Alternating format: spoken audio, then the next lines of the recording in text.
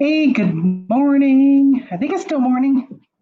East Coast, 11:30, 9:29 where I'm at. Let's see, we'll give it a few minutes.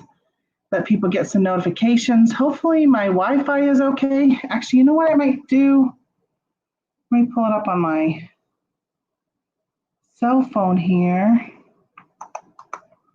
so I can keep an eye. Since I don't have two screens, you're going to hear me here in a second. Ooh, this camera's not very good, is it? I am blurry. Okay. Well, at least I think you can hear me.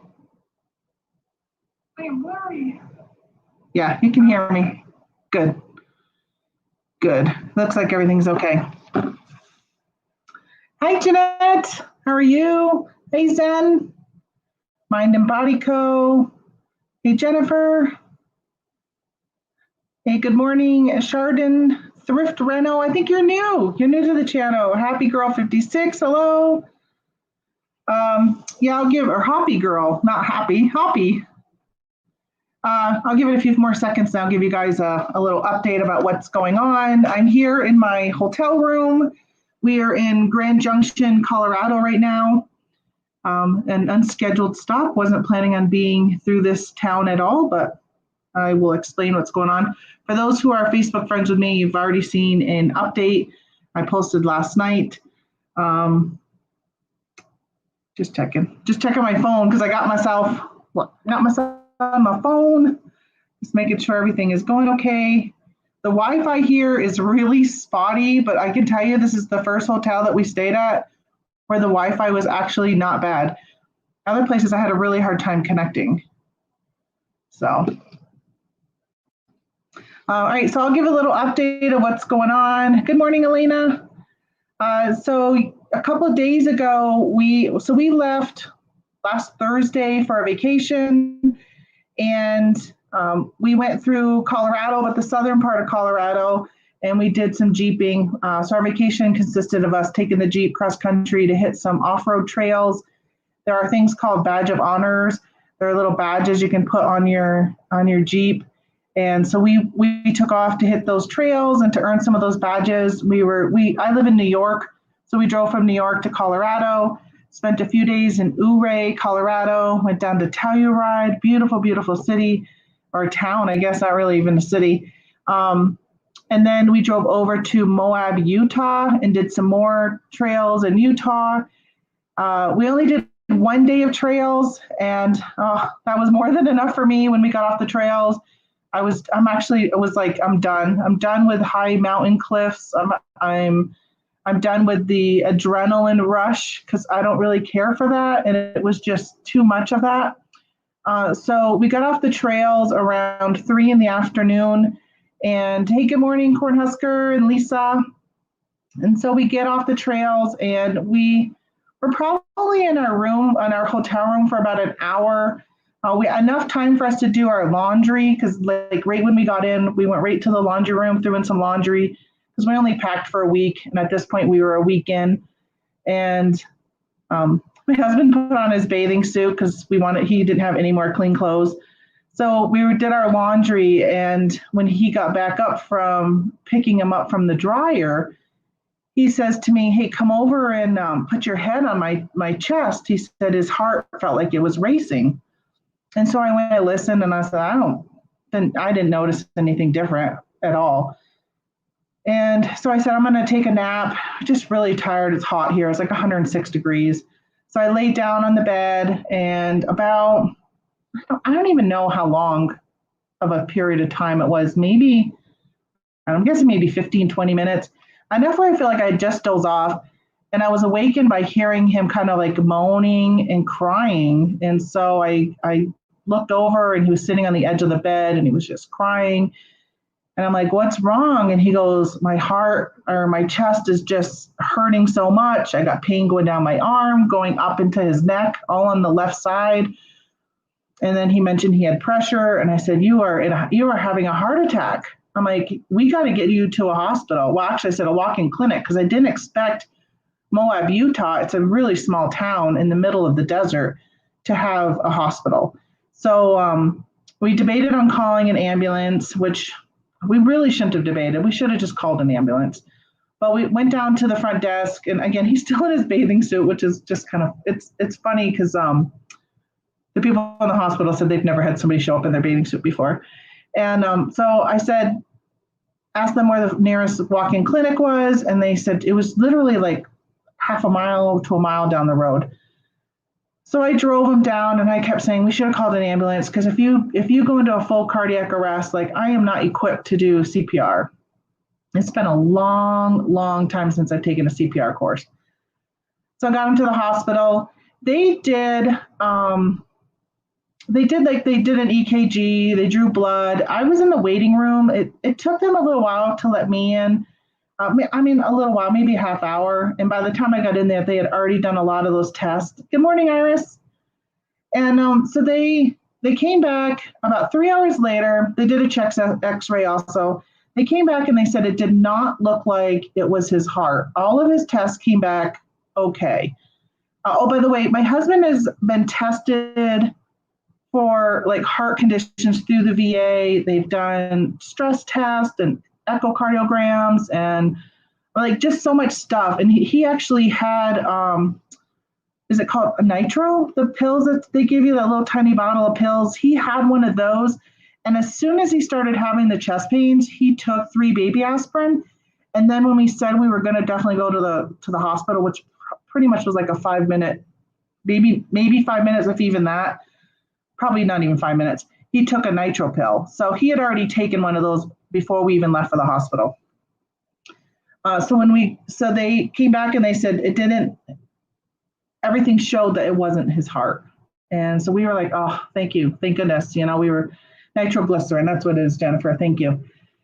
So so the doctor said what they do is at the 4-hour mark, they'll draw blood again. But if it's not the heart, at this point, he's thinking it's not the heart. And it's probably could be an ulcer that's close to your aortic area. It could just be indigestion, although my husband was just like, this pain was incredible. There's no way. My husband has a very high tolerance for pain. So for him to be crying and to be in as much pain as he seemed like he was in, it was just like, okay, this is like really serious, really serious. I mean, he could slice his finger off and be like, ow, I think I need to go get stitches or I need to go get my finger reattached. Like he is really normally calm. And so they drew the blood. So they said what they normally do is they would have you drink this concoction that numbs your esophagus. And if that takes away the pain, then they know it was something to do with your digestive system, or possibly it could still be the ulcer.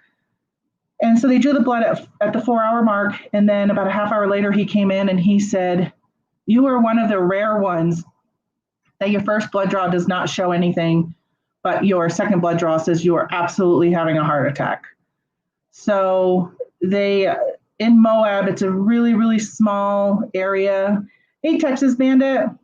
So they ended up saying they had to transfer him, and they wanted to use a life flight helicopter. So they were hoping to get a helicopter that could bring him to either Grand Junction, Colorado, or bring him to Salt Lake City.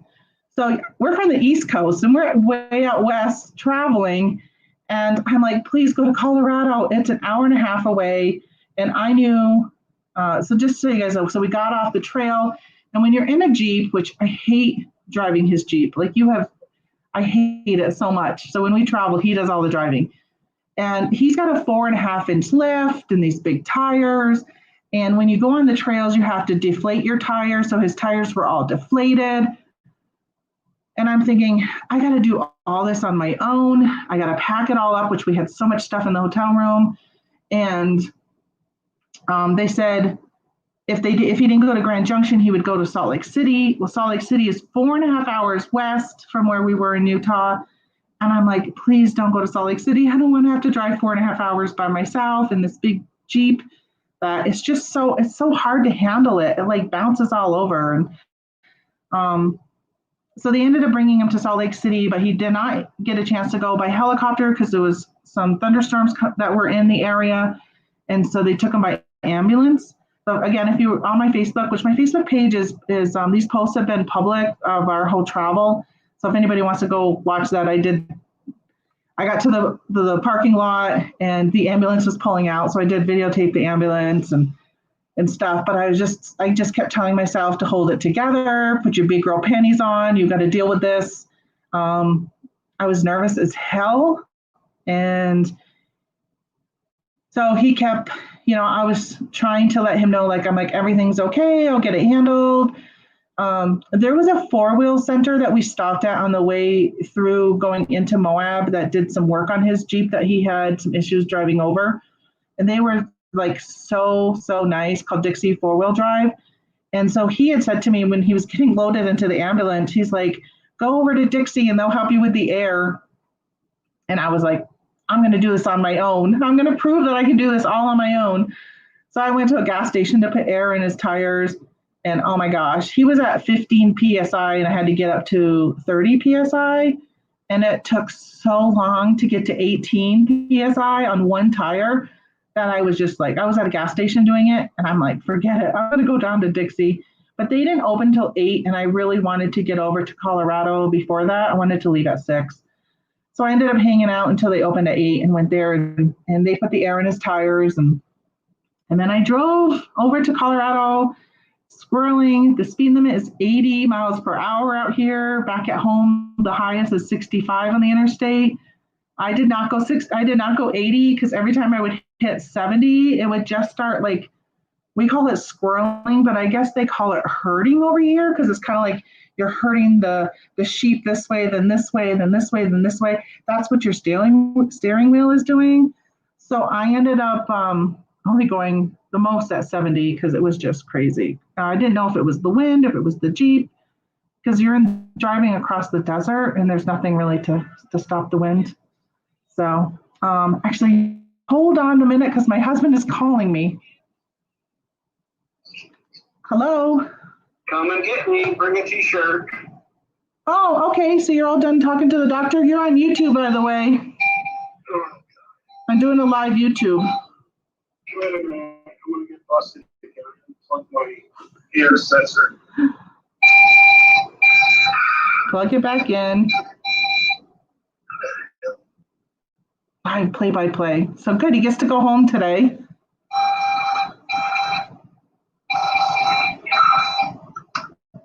Put that back on your finger. Now your phone's ringing. Okay. I'll be up to get you. Yeah. Okay, bye. Yeah, go ahead, that's good medicine. Oh, okay.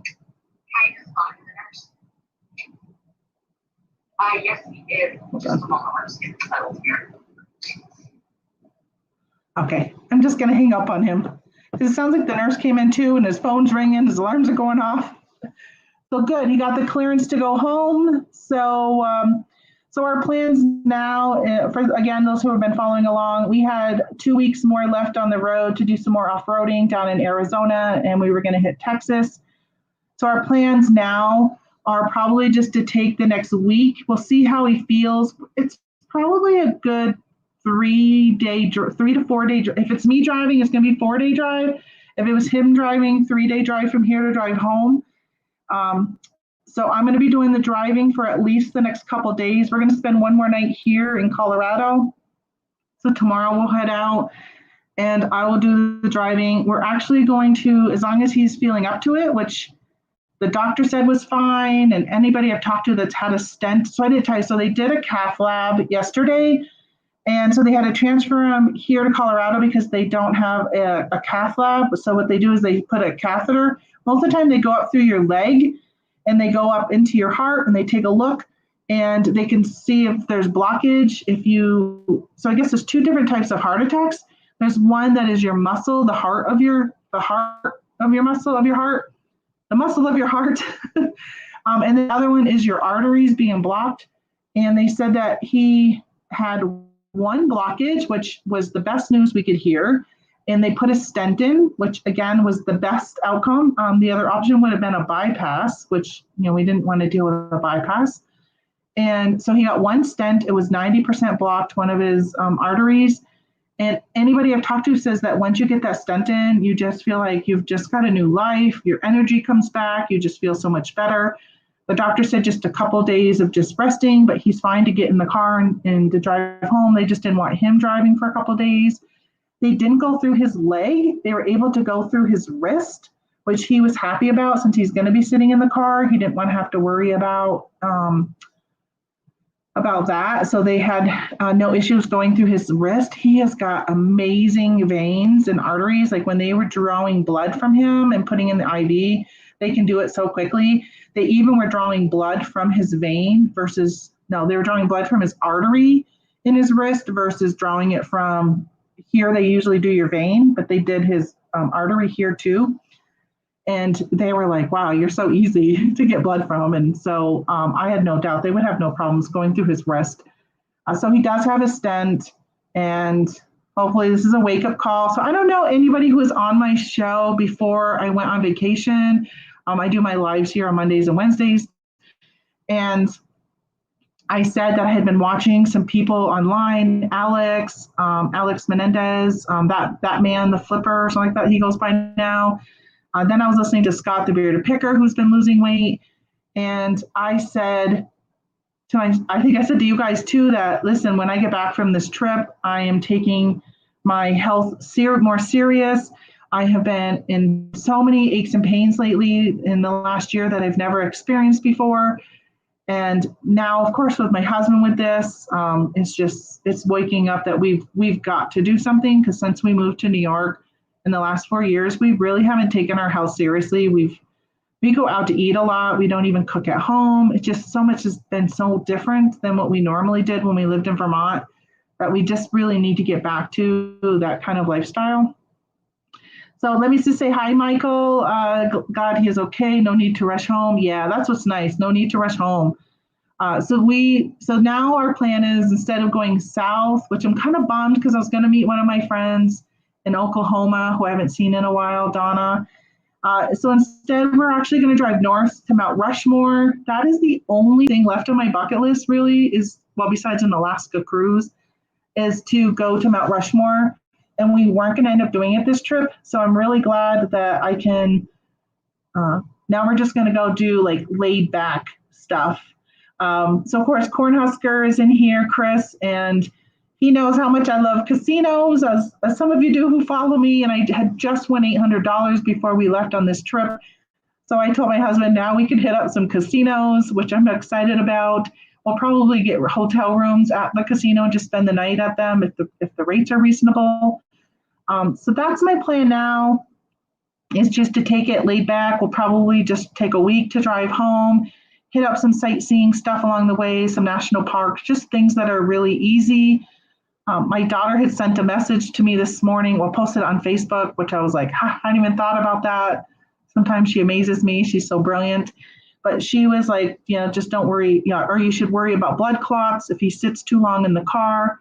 And, he is one that we stop at a bathroom every 2 hours for me. And a lot of times he doesn't get out of the Jeep. He just parks and I get out and run in. And so I'm going to make him get out. So every 2 hours he can at least stretch and not have to worry about anything like that. So coach that man. Okay, so Jennifer just put a link in here. I can't click it on here. Hold on. Let me see if I can get it on I can. I'm going to do it on my phone here.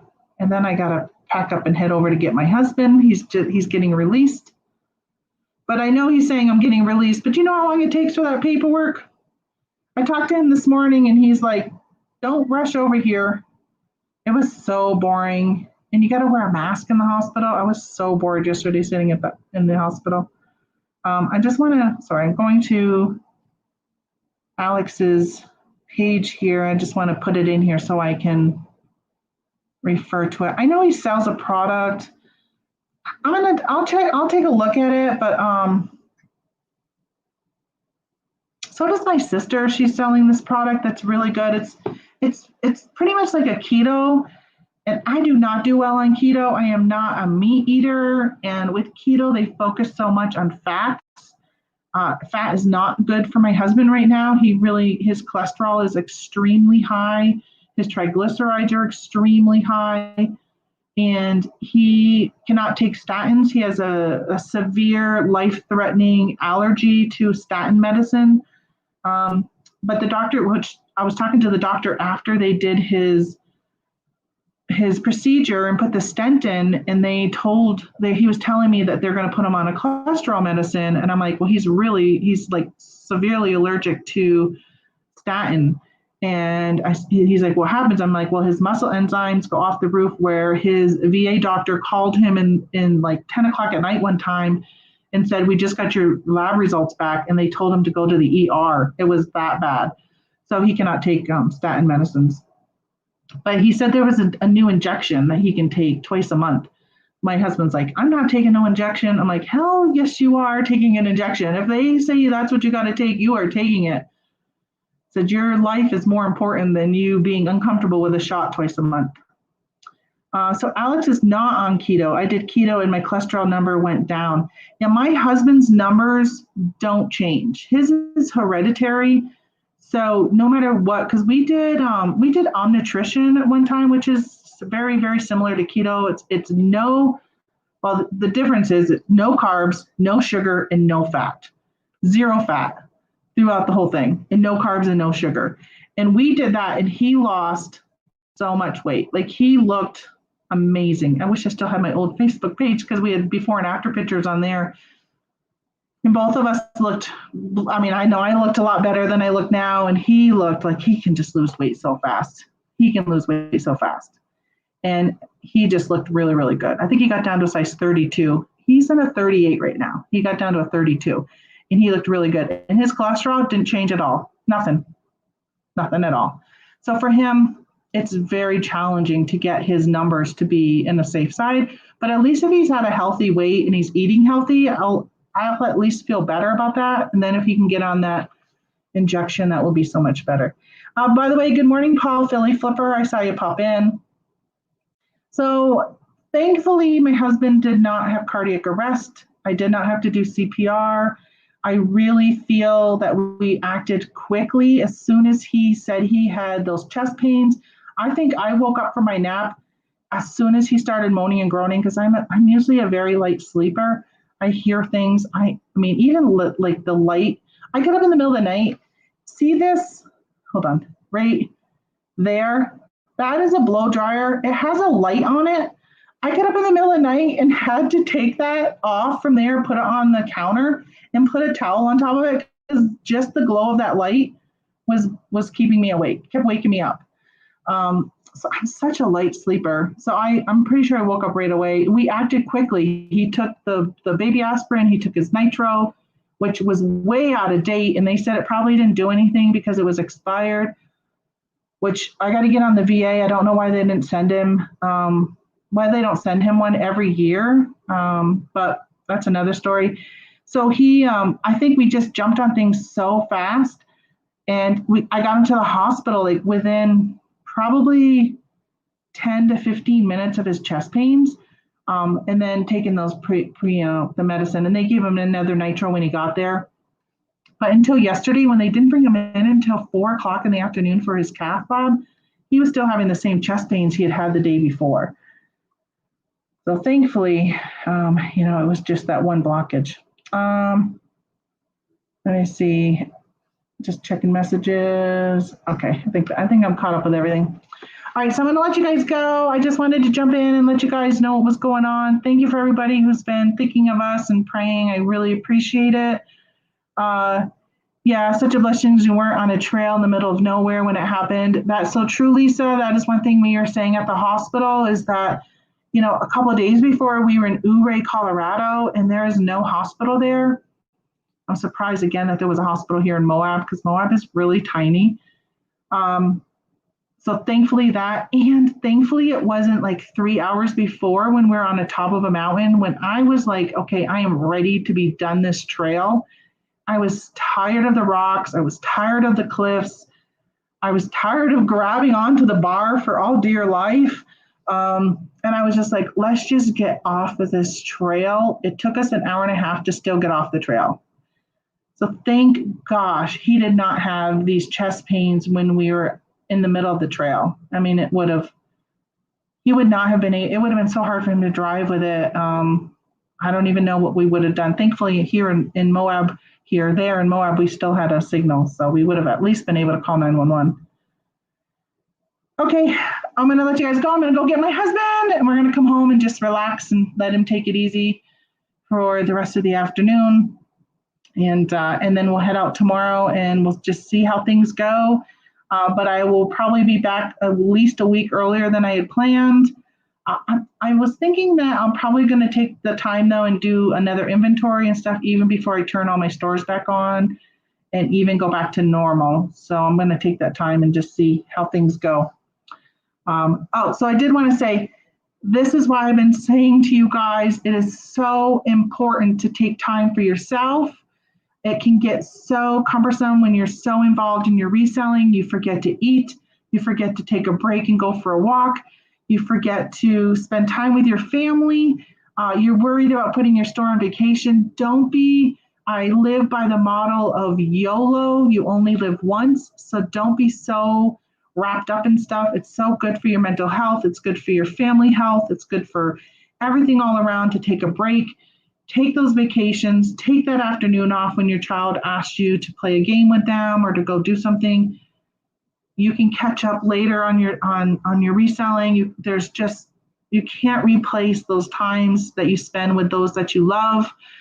And this is, again, was another wake-up call, although I've been preaching it for the longest time, but it's again a reminder of why it's so important to do that type of stuff and not just get so wrapped up in everyday work kind of life, find a balance. It's so important. I'll end it with that. So I will see you guys probably in a couple weeks when I'll start going live again on my regular schedule of Monday and Wednesdays. All right, thanks guys. Talk to you guys later. Bye.